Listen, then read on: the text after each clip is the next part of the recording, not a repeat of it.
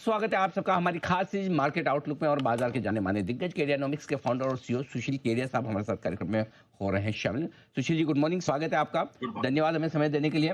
और आमतौर पर धन्यवाद कई जी, बार गुड मैं मॉर्निंग। फीडबैक देखता हूँ मार्केट से लोगों का सोशल मीडिया पर, और वो मुझे समझ में भी आता है। कई बार लोग शॉर्ट टर्म और लॉन्ग टर्म दोनों व्यूज़ को अलग अलग समझने के बजाय एक साथ समझ लेते हैं। तो जरा मुझे ये बताएं कि इस वक्त बाजार पर लॉन्ग टर्म व्यू क्या है, वो 30,000 का जो आपने टारगेट दिया वो इंटैक्ट है। शॉर्ट टर्म व्यू क्या है, उसमें क्या कुछ दिखता है। तो पहले एक बार बाजार की व्यू पर बात करें। ठीक है अनिल जी, आज आपके लिए मेरे पास एक बढ़िया चुटकुला है हाँ हाँ। और दो गाने हैं। मैं हाँ। आपको पहले चुटकुले सुनाऊं या गाने सुनाऊं? हम्म, जो क्रम आप सोच के आए हो सुनो, क्योंकि उसी में सबसे बेस्ट परफॉर्मेंस आएगी। देखो, ऐसा है, हंसने का काम आज हम सबसे पहले ही कर लेते हैं, यानी वेरी आपको गुड, हिंट मिल बहुत बढ़िया। कि मैं हंसने का काम हम पहले ही कर लेते हैं, क्योंकि मैं आपको पहले ये हिंट दे दूं कि भले ही बकरी ईद जून में होगी, पर ये सोमवार वाली जो ईद है, हो सकता है शेयर बाजार में बकरे मंगलवार से कटना शुरू हो जाए। ओह। तो उसके पहले आप चुटकुला सुन लो। एक चुटकुला यूं है, सिंपल सा। हेलो। जी जी जी, बिल्कुल, मैं एकदम गौर से ध्यान से एकदम मन लगा के सुन रहा हूँ। कलकत्ते में जिस स्कूल में पढ़ा था, हमारे ज्योग्राफी के टीचर थे सीएन दास साहब। ओके। तो वो डिटेल में बताते थे कि गंगोत्री से निकल के, उत्तराखंड से होके, उत्तर प्रदेश से होके, गंगा के मैदान से गंगा, उन्हें बहुत डिटेल में वो बताते कि हम्म। बंगाल की खाड़ी जाती है।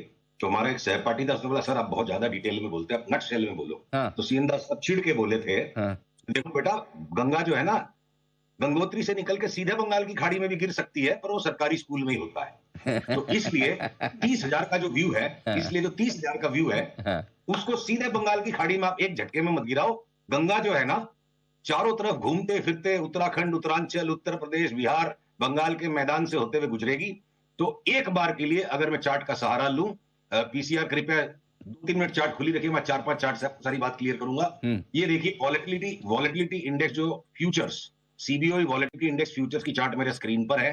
इसने कल ही, परसों ही रिवर्सल दे दिया था इस लाइन पे। कल रात को ये अगले और फर्दर मोमेंटम को गेन करने के पूरे मूड में आ गई।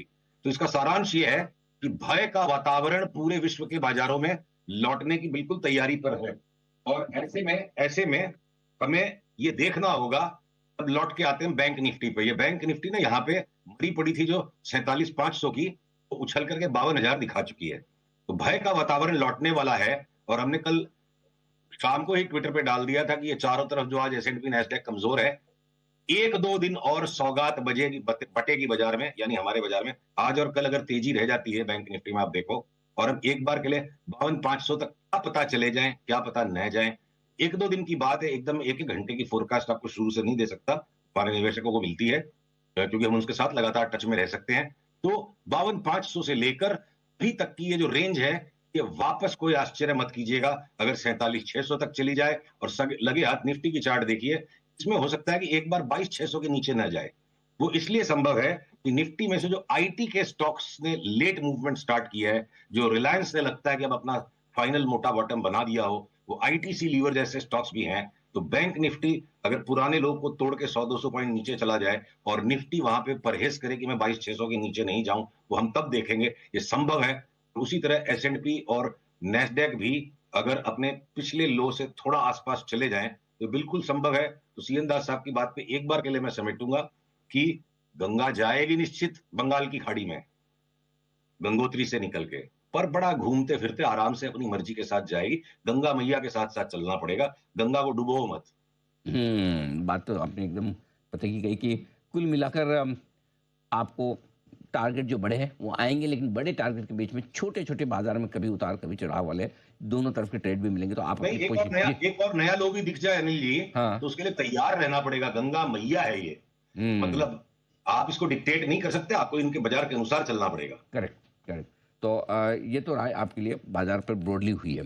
अब आप जो दो गाने भी आप सोच के आए थे सर, तो जरा उसका क्या चलो, वो मैं माहौल। बहुत ब्रीफ में बता दूं। देखो, हम्म। मोहब्बत में भी और बाजार में भी दोनों गाने हर वक्त साथ में बजते हैं। एक दिल में बजता है, एक दिमाग में।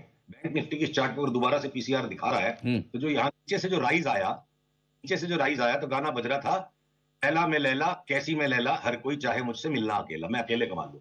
अच्छा। फिर अचानक से गाना चेंज भी हो जाता है, लैला तेरी ले लेगी तू लिख के ले ले। लैला ही है ये बाजार लैला ही है। पर ये दोनों गाने सुनती है, बस समझदारी इसी में, कौन सा गाना बजने वाला उसके हिसाब से मूड बनाओ, सौदा वैसे बनाओ। अच्छा, वक्त वक्त पे आप अपना म्यूजिक के हिसाब से अपना स्टैंड चेंज कर लें। ये तो अब कुल हाँ जी, मिला के लैला तो लैला रहेगी, पर लैला जो गाना सुनाएगी हमको वही सुनना पड़ेगा, हमारी नहीं चलेगी। तो कुल मिला के ये है कि मुद्दे की बात है कि लॉन्ग टर्म टारगेट आपके 30,000 के इंटेक्ट है।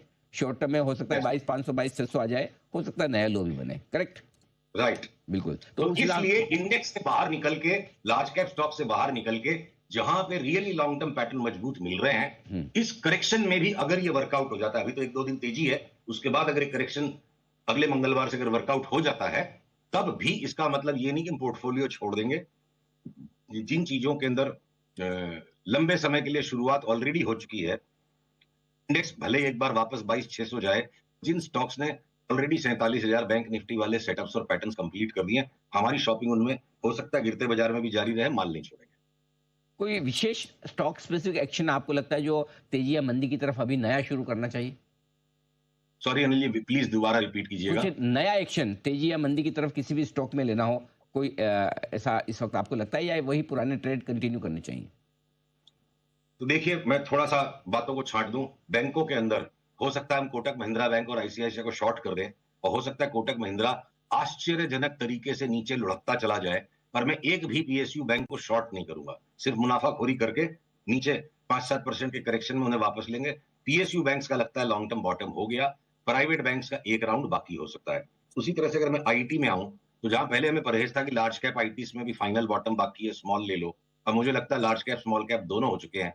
Time to time take profit अलग बात होगी, मुझे नहीं लगता कि वे नए लो में आईटी के स्टॉक्स जाएंगे। मैं स्टील पे अगर लौटूं, तो जो स्टील में एक बार अपना व्यू था अनिल जी की बहुत बड़ी तेजी शुरू हो चुकी है, वो नहीं हुई, एक लार्ज रैली बन गई, जिंदल के स्टॉक्स के टारगेट्स एक इंटरिम टारगेट आ गए, एक बार टेक प्रॉफिट करो, सेल में नया नीचे का लो आएगा तो लेंगे, टाटा स्टील में नीचे का लो आएगा तो लेंगे। तो अलग अलग सेक्टर का अलग अलग स्प्रेड बना हुआ है। अब मैं अगर फाइनेंशियल्स की स्पेस में आऊं, जहां मुझे सबसे ज्यादा डिसअपॉइंटमेंट लगता है, अगर इस ईद के बाद बकरे कटना शुरू हो गए, तो सबसे पहले फाइनेंशियल्स में कटेंगे प्राइवेट बैंक्स के अलावा। वो जो श्रीराम फाइनेंस इठला रहा है, मुथूट मन्नापुरम इठला रहे हैं, ये बजाज के दोनों ट्विंस जो इठला रहे हैं, तो हो सकता है हम बजाज के ट्विंस में अगर पक्का सेल सिग्नल पैटर्न मिल गया हम शॉर्ट कर देंगे, पर मैं इंश्योरेंस के स्टॉक्स को शॉर्ट नहीं करूंगा, उनको पुल बैक में मैं लूंगा। तो अलग अलग लिहाज से सेम सेक्टर में भी अलग सब सेक्टर्स में चार्ट्स बनी हुई है। फाइनेंशियल स्पेस में एक तरफ अगर मेरे को एक कोहराम दिखता है, मैं सीडीएसएल के 100 शेयर नहीं बेचूं और घट जाएगा तो बोलूंगा लॉटरी खुल गई और लेना है। तो अनिल जी, अलग अलग स्टॉक्स का अलग अलग चित्र चल रहा है। मतलब एक हथौड़े के नीचे सारे स्टॉक्स को कील बना के ठोक दे, ऐसा नहीं है। कोई स्टॉक स्क्रू भी है, कोई स्क्रू ड्राइवर भी है। हर एक स्टॉक को अलग तरीके से देखना पड़ेगा। ठीक बात है। और एक राय आपसे गोल्ड पर भी लेना चाहता हूँ। 3,000 के डॉलर के लेवल के ऊपर लगातार टिका हुआ है। क्या संकेत दे रहा है? शॉर्ट टर्म और लॉन्ग टर्म दोनों? ये आपने बहुत सही चीज वापस मुझसे पूछी है। गोल्ड फ्यूचर्स के ऊपर हमारी प्रोग्नोसिस पर हम अभी तक चैलेंज्ड हैं, राइट नहीं हो पाए हैं, रॉन्ग मानने को तैयार नहीं है। क्या हम जिद्दी हैं, क्या यहाँ पर परहेज रखने की जरूरत है? सीआर कृपया, मैं आशा रख रहा हूं आप चार्ट दिखा रहे होंगे। तो देखिए, हर एक हाई को अगर कोई पकड़ पाता और पैसे घर ले आता, या हर एक नए हाई पे आने से माल ले लेना चाहिए, तो गोल्ड का प्राइस फिर ये $3,000 ही क्यों, 1 लाख क्यों नहीं हुआ? तो खाली एक न्यू हाई आने से काम नहीं होगा। ये देखिए, हमको, मेरा ऐसा मानना है कि मुझे भगवान ने दायित्व नहीं दिया कि मुझे हर बात को समझना जरूरी है। मेरा ये मानना है भगवान ने दायित्व दिया, जो बात समझ में आ सकती है उस पर कार्रवाई जरूर करनी चाहिए। गोल्ड की चार्ट में यहाँ का जो हिस्सा आपको मैं दिखा रहा हूँ, जो पिछले नवंबर दिसंबर में जो पैटर्न बना, बुल मार्केट पैटर्न नहीं और इरेगुलर बी वेव का एक्सटेंशन है। हमको चाहे जितने भी दिन गोल्ड छटपटाहट दे दे, हम इंतजार करेंगे। 2500 के आसपास जब मिलेगा तब हम इसको लेके 3500 में बेचने की बात सोचेंगे। उसके पहले जब ये ऊपर चढ़ती लाल लाइन टूटेगी, उस दिन हम इसको शॉर्ट करेंगे। अब तक इसमें शॉर्ट बना नहीं है। हम यहां से परहेज में कि गोल्ड लेंगे नहीं बेचेंगे, यहां से हम परहेज में, और वो सेल आया नहीं। तो ये एक प्रार्थना है मुझे, आप गोल्ड के सिवा क्रूड की चार्ट जल्दी से दिखाने दो। और ये सारा रहस्य मेरे को लगता है संसार के मार्केट्स में क्रूड का है।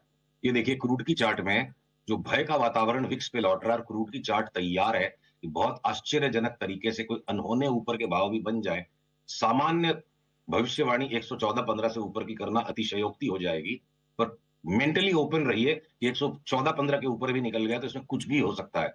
तो क्या ये संसार तैयारी कर रहा है कि ईरान और इजराइल का तमाशा दोबारा लौटेगा, या कोई और बड़ा जियोपॉलिटिक्स लौटेगा? सबका ध्यान ट्रंप जी के ऊपर लगा हुआ है कि वो क्या कर रहे हैं। तो मुझे लग रहा है कि जो स्मार्ट मनी है संसार का, चार्ट्स बता रही है, बियॉन्ड ट्रंप भी संसार बड़ी चिंताओं को वापस निर्मित कर रहा है। इसलिए यहां बड़ा सावधान रहने की जरूरत है। कच्चे तेल में भी सावधान रहें और सोने में भी। ये राय आपके लिए केरियर साहब की तरफ से। बहुत बहुत धन्यवाद सर, समय दिया और विस्तार से आज आपने बाजार के डायरेक्शन पर हमारे दर्शकों को अपनी राय रखी। बहुत बहुत शुक्रिया। जल्दी आपसे फिर मुलाकात होगी। आइए बढ़ते आगे और अब वक्त है पोजिशन पिक्स का। प्रोटीन ईगम के बाद देख लेते हैं सिद्धार्थ जी को क्या आ रहा है।